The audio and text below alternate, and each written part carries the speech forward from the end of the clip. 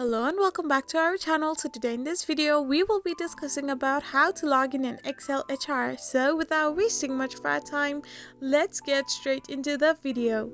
So to get logged in your Xcel HR account, all you need to do is open a web browser of your preference and type in the URL www.xcelhr.com.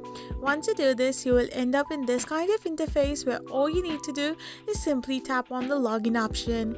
So once you do this, you will end up in this page where you need to select the employer account or the employee account.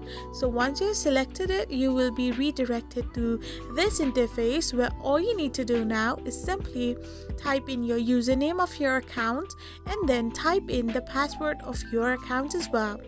So once both the credentials are filled in, you need to hit the login button to get logged in into your account, or you can even tap on the register button if you have not signed up for your account, which will lead you to create an account in Xcel HR. Or if it is the case of forgetting a username or password, simply tap on those options and reset it. I hope you found this video helpful, so don't forget to hit that subscribe button and do give us a thumbs up. We will be back again with these informative videos. Thank you for watching.